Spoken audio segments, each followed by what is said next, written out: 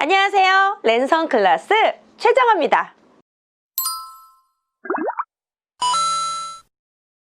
오늘은 전 국민이 사랑하는 트로트 열풍을 만들어냈지만 이렇게 사랑하는 트로트는 어떤 역사 속 시비와 고난을 겪어냈었는지 트로트 마지막 시간을 살펴보려고 합니다. 그런데 여러분, 이런 우리 인생의 노래인 트로트는요, 일제잔재의 노래라는 오명을 뒤집어 쓰게 되었습니다. 왜냐하면요, 쿵짝거리는 리듬과 간드러지게 꺾이는 음색, 이런 창법은 일본 음악인 엔카와 많이 닮아 보이기도 했기 때문이었습니다. 그래서 그랬었던 걸까요? 트로트 장르를 두고 일본에서는 한국의 트로트는 자신의 영향을 받은 노래라고 주장하기 시작했습니다. 그렇다면 정말 이렇게 구성진 노래들이 진짜 일본식 노래는 맞기는 맞는 걸까요? 사실 제가 트로트 1화에서도 잠시 언급을 하기도 했었는데요. 트로트라는 장르는 바로 폭스 트로트라는 춤곡에서 유래가 되었습니다. 이런 춤곡은 1800년대 미국 노예로 이주를 해온 아프리카 노예들이 쿠바를 걸쳐서 미국에 정착을 하게 되고, 정착을 하면서 고단한 노예의 삶을 잊고 자신의 고향의 그리움을 달래기 위해 고향의 가락들을 박자로 만들고 흥을 달래면서 보냈던 흑인 음악들의 박자 변형해서 파생된 그런 춤곡이기도 했습니다. 그런데 1800년대 조선은 쇄국 정책으로 서양국들과의 무역 교류를 거부하게 되지만 일본은 이미 개화를 시작하면서 서양의 다양한 문물들을 받아들이면서 문화적 교류 또한 활발하게 진행이 됐었죠. 그러나 우리나라는 강제 한일합방이 되었고 일제강점기 시대로 접어들면서 서양의 음악들은 일본을 통해 들어오기 시작했었고, 이미 일본을 통해 들어오면서 일본식으로 번안이 되거나 일본식 가락으로 변형이 되어 들어오기 시작했었어요. 그러면서 일본 고유의 민속음악에서 서구의 폭스트롯을 접목한 엔카가 유행하게 된 것이었죠. 아니, 그런데 왜 자꾸 엔카와 트로트를 가지고 일본은 역사적 망언을 자꾸 하는 걸까요? 그런데 이때를 시대적으로 살펴보면요, 우리나라에 서양 음악이 들어온 시점을 잘 살펴봐야 합니다. 제가 우리나라 서양 음악이 언제 들어왔다고 했죠? 바로 1920년대 말이었잖아요. 이때 일본의 식민지 시대로 일본의 간섭이 점점 강해지면서 서양 음악들도 일본을 걸쳐서 한국에 들어오게 되었습니다. 그러면서 어쩔 수 없이 트로트는 일본의 영향을 직간접적으로 받을 수밖에 없었습니다. 그러나 이처럼 어려운 환경에서 만든 음악임에도 불구하고 트로트는 한국적 풍을 느낄 수 있었습니다. 사실 이 박자에 익숙한 일본은 엔카의 쿵짝 거리는 리듬을 담았지만 우리나라는 아리랑처럼요, 세 박자에 익숙했던 터라 쿵짝 리듬을 만들게 되었던 거였어요. 지금 듣고 계시는 고복수 선생의 타양살이라는 곡은 마치 우리나라 아리랑 같은 세 박자의 리듬으로 우리의 마음의 정서를 달래주는 그런 곡이었습니다. 고향 떠난 10여 년에 청춘만 늙고.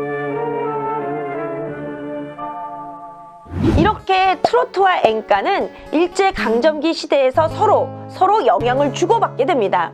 예를 들면 리듬을 그대로 두고 가사만 바꾼 번안곡들이 2박자 트로트로 또는 3박자인 엔카들이 나오면서 점점 두 장르는 경계가 모호해지게 됩니다. 그런데 여러분, 혹시 이런 소리 들어보셨나요? 엔카는 사실 한국이 본고장이었다, 이런 주장 말이에요. 엔카의 아버지로 불리우는 작곡가 고가 마사오는 일본의 엔카의 아버지라고 불리우는 사람입니다. 그런데 이런 엔카의 아버지가 회고록을 한번 쓰게 되는데요, 여기서 한국 정서로 노래를 만들었다라고 밝히게 되었죠. 사실 고가 마사오는 일본에서 태어났지만 1912년 7살 나이로 인천 제물포에 이주를 하게 됩니다. 그리고 고가 마사오는요, 어린 시절을 한국에서 가장 삶에서 영향을 주고받을 수밖에 없는 학창 시절을 바로 한국에서 보내게 된 거였어요. 그의 회고록에서도요, 유년 시절 조선인들이 흥얼거리는 민요를 듣게 되면서 나의 창작 활동을 하는데 가장 큰 도움이 되었다라고 이야기를 하게 됩니다. 그뿐만 아니라 마사오는요, 한국의 아리랑 선율을 마사오풍으로 편곡하는 등 한국의 민요에 대한 관심도 참 많았다는 기록 또한 회고록에 쓰여 있습니다.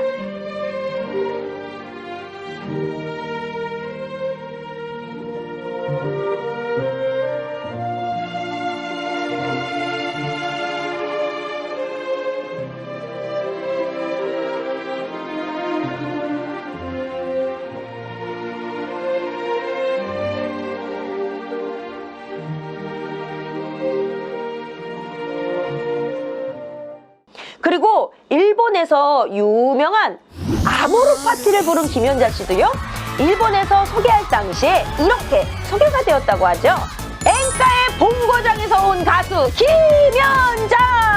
라고 말이죠.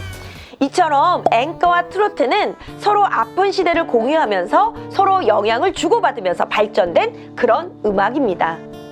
사실 제가 이번 일본의 엔카와 트로트의 역사를 보면서 우리나라의 가요 역사가 비록 일제강점기 시대로부터 시작은 되었지만, 그렇다고 음악적 장르가 일본식으로 해석되어서는 절대 안 될 말이라는 생각이 들었습니다. 그런데 이런 외색풍은 또 한 번 트로트 역사에서 순환을 겪기도 하는데요. 그 노래는 바로 저희 친정어머님이 가장 좋아하는 가수 엘리지의 여왕 이미자 선생의 등장이었습니다. 사실 1960년대 전쟁이 끝나고 서민들의 가장 희망이 넘치고 있던 시기였기에 돈을 벌기 위해 서울로 상경한 직장인들, 그리고 시골에서 유학 온 사람들의 서울살이의 대표적 곡 하숙생이 발표가 되기도 했죠. 그런데 하숙생 하면 어떤 가수 떠오르세요? 이승환? 아니면 최희준? 인생은 나그네 길 어디서 왔다가 어디로 가는가. 구름이 흘러가듯 떠돌다 가는 길에 정일랑 두지 말자, 미련일랑 두지 말자.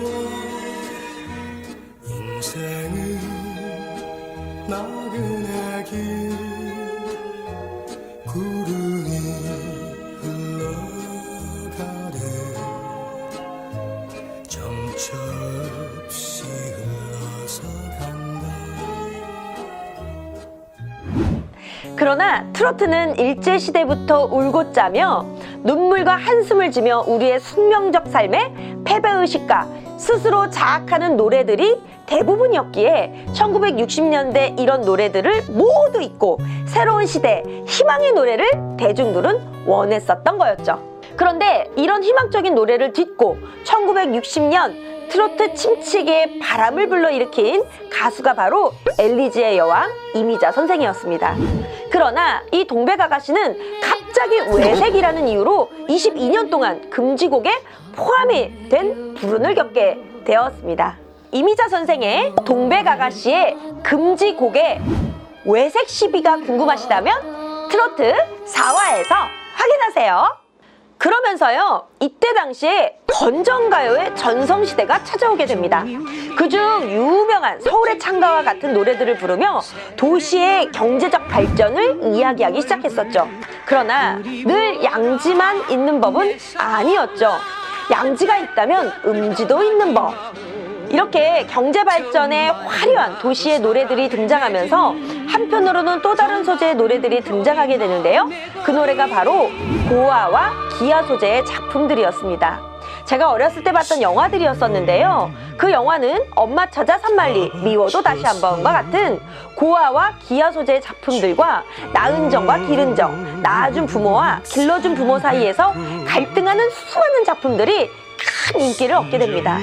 그런데 이런 영화 및 대중가요들이 인기를 얻을 수 있었던 것은요, 바로 전쟁으로 인한 가족의 파괴가 가장 큰 사회적 요인이었을 겁니다. 더욱이 가족과 혈통을 중요하게 생각하던 유교적 전통이 깊은 우리나라에서 수많은 전쟁 고아가 생겨났고, 생계를 위해 아이를 버리는 일이 비일비재했던 당시 사람들에게는 죄책감과 절망감을 안겨주는 소재임이 분명했습니다.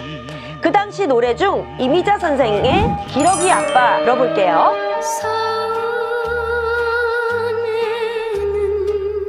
진달래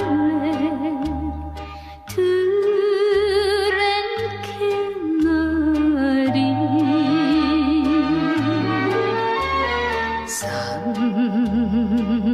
산새도 슬피 우는 노을 진 산골에. 저희 친정어머니는요, 이미자 씨를 정말 좋아하시거든요.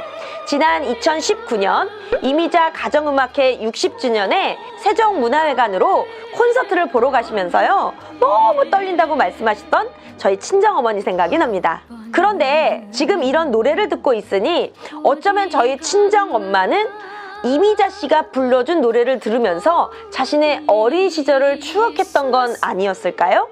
자식들을 돌볼 수 없는 외할머니를 대신해서 9살 고사리 같은 손으로 그 시절 추위와 배고픔, 그리고 아직도 어린 자신의 고단한 삶을 견뎌내야 했던 그 악몽 같은 기억을 저희 친정어머니는 이미자 선생의 노래로 위로를 받았었겠구나 하는 생각이 드니 저도 모르게 눈물이 핑 돌기도 했습니다. 그러나 트로트는 우리의 아픔을 담아 위로를 받았던 음악이었지만 어느새 뽕짝이라는 비속어들이 탄생하게 되었고, 트로트는 뭔가 좀 대중문화에서 사이드 음악처럼 비춰지기 시작하게 됩니다. 그리고 트로트는 고속도로 음악이라는 느낌, 성인 가요라는 느낌은 밤무대 음악이라는 이미지가 자리 잡게 되었죠. 하지만 트로트 가요는 2000년대를 들어오면서 뉴 트로트 바람을 불러일으키며 대중가요 역사상 가장 사랑받는 장르가 되었습니다. 그러면서 이제는 흥겨운 리듬으로 기분을 전환시켜주는 음악이 되었죠. 탬버린을 들고 회식 장소에서 서로 기분을 업해주는 장르. 그러다 보니 트로트는 흥빨이라는 이미지로 지금은 도를 넘어서 너무 소비성 음악으로 변질되고 있다는 것이 너무 안타깝기 그지 없었습니다.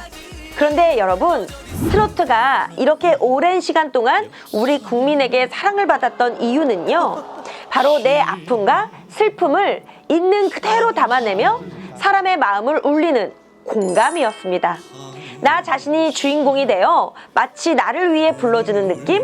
인가 이별의 마음인가 한숨 속에 묻힌 사연 지워보려 해도 떠나버린 당신 마음 붙잡을 수 없네. 이번 트로트의 역사를 이해하며 그냥 자극적 소비 음악으로 남을 것이 아니라 시대의 정신을 담고 우리의 삶의 애환을 담아줄 수 있는 작품성 높은 노래의 장르로 남기를 간절히 바라는 마음에 이번 트로트 특집을 다뤄봤습니다. 앞으로 트로트 역사는 우리의 어떤 삶을 담아낼 수 있을지 상상하며 음악 장르 지식도 업, 레트로 감성도 업, 트로트의 발전을 기원하며 랜선 클래스. 다음 시간에 또 만나요. 안녕.